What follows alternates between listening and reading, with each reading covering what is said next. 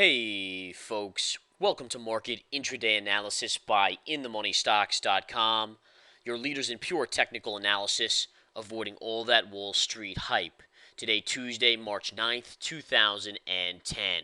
Well, folks, as we get started today, we are seeing the market slightly higher on the day again. And again, I'll bring up the charts of the SPY. You can see again on the intraday 10-minute, the market has pretty much moved sideways to up most of the morning into the key levels here. Now, again, looking across the board, what we are approaching is a key double top from the January 11th highs. Well, January 11th through the 15th or so, we made those highs. I'll show you them on the 60-minute chart in a minute or two. But those are significant resistance areas. Now, the interesting thing about today is we started to pull back a little, at least intraday, over the last few 10-minute candles, right up here.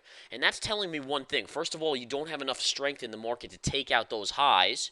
All right, so those highs at 115.14, which again is the 52-week high in the SPY from January, you do not have enough strength, at least at this time of the day, to go up and touch those or push through those. So that's kind of something that we want to pay attention to see. Now, at the same time, the volume again is pretty light. It's a little heavier than yesterday, which is a good sign. You want to see more volume in this market to know it's a legit market. But at the same time, you also want to pay attention to all the key pivots. And right now, again, we have not been able to get to that 52-week high at 115.14 that has been the 52-week high since January of 2010.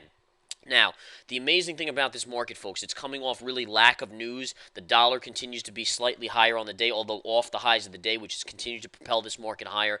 Oil, gold, generally neutral to negative today. So what's driving this market? The key stocks driving this market are Goldman Sachs and some of the financials, JP Morgan slightly positive, but it's really technology. Technology continues to be a blast powerhouse here with the likes of Apple Computer. Now, Apple Computer's having a fantastic day, and I want to show you the chart on Apple because it is that powerful.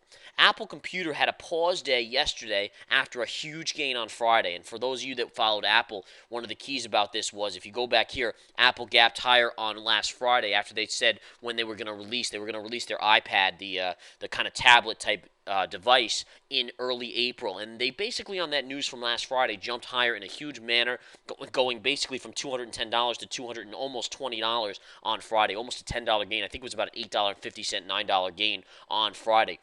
Monday, yesterday, you had a pause day in the charts, and from that point on, you had once a pause is in there, you start to look for some further upside. And sure enough, today did not disappoint. Apple leading technology very nicely to the upside. Now, there's some technology stocks out there that, for the most part, aside from Apple, are not having that big of a day, except for one other stock, Cisco Systems. Now, Cisco Systems came out this morning at 11 a.m. Eastern Time and said that they had a new device, a new router that was going to be 12 times faster than any of the competition, and it was basically going to blow away any other competition in the router market. And sure enough, that stock is seeing some continued upward momentum. If you look at the daily chart on Cisco Systems, look at the moves it's made. And let me just expand this chart a little bit more so we can see it a little clearer here as I bring it out. But notice the massive move on the daily chart all the way up, culminating yesterday with the big update ahead of this announcement. And then sure enough, today you see kind of a pause to slightly higher day after that announcement was made. But that's helping technology as well, folks. Again, that and Apple Computer, I would say, are the key leaders in the market here. But overall, folks, Apple, I would say, is the biggest leader. NASDAQ is up about 17 points on the day. Let me just go in and take a look at the overall other indexes. Right now, we do see the Dow is up about 46 points on the day. Again, as I said, NASDAQ is up close to 18, and the S&P 500 up about 6. So you're looking at about a half a percentage point move on the markets today. Except the key, again, to watch, folks, if we go back to the SPY, is to see if this market can literally take out the double top right here. Now, this is the daily chart. I usually don't go into the daily charts here. All I'm going to show you is this trend line right up here from mid-January. There's your mid-January high pivot point before the big fall of about 9%. Now we've retraced that, a full 10% retrace all the way back up to that double top. So sure enough, 115.14 is going to be massive resistance, and the question will have to be made, can this market continue to hold up in this manner and continue to go higher through that double top, or is it going to stall out for a possible M top? And by the way, the M top would be very clearly seen on this chart here. Up move, down, up, double top, and if we head down, that could be an M top on the weekly chart inside the pattern on the monthly chart as well. Now, your levels on an intraday basis, folks, you're creating an in spirit of bear flag pattern, a very small bear flag pattern here on the intraday. This is the 10-minute chart again that I want to just show you guys. So, a possible bearish flag pattern that could tell us that we're going to drop a little bit more, possibly to this trend line right here at 114.70 or so. That would be the 20 moving average as well. So 114.70, 75 will be support. If you get through that, you'll have a little bit of minor support at around 114.65, and then the big drop all the way down to about the 114.50 level would be after that, which is the 50 moving average. Ultimately, if you were able to take that out, you could look for a move all the way down to the pivot lows from today on a gap down, and that would be right around that 113.90-ish level on the charts. So again, very interesting to note here where this market is headed today. A gap down and then reversal to the upside. And again, you continue to see strength in this market. There's not a ton of volume today, but as I mentioned, a little better volume than yesterday. We've done about 85 million today. I think yesterday at this time we did about 80 million. Yesterday essentially tied for the lightest trading day of the year in 2009 and 2010. So it was really an unbelievably light trading day. And you have to read into that and say to yourself, all right, well, that means in general that the institutional players are not playing ball. What does that mean overall? Is that a bullish thing or a bearish thing? Generally, on an up day, when you have an up day and there's not a lot of volume, it's a bearish signal, meaning that institutions aren't buying into the rally. In fact, they're maybe waiting to possibly sell into the rally. We'll find out again in the coming days.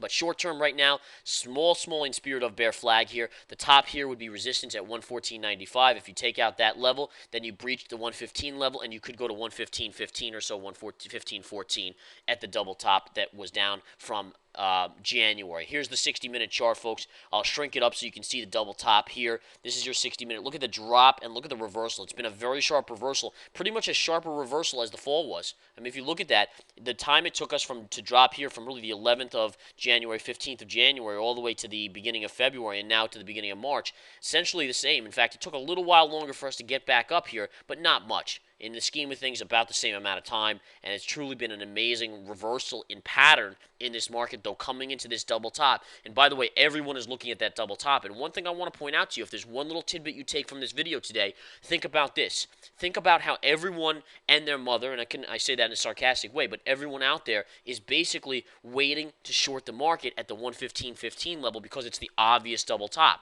Well, what if it went shy of this at the high today? 114.99 was the high today. What if it fakes out everyone? Because everyone, remember, when everyone's waiting for something, sometimes it does not happen.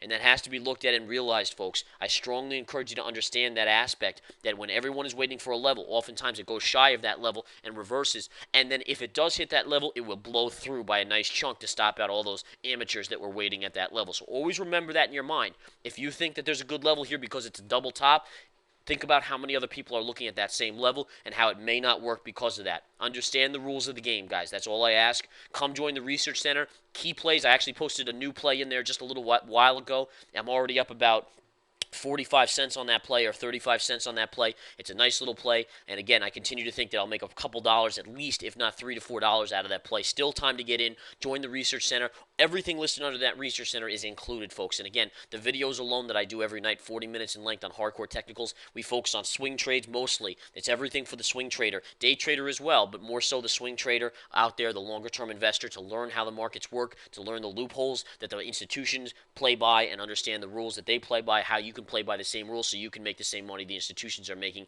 and be on the same side of the trade. All right, folks, we'll talk to you soon. Take care.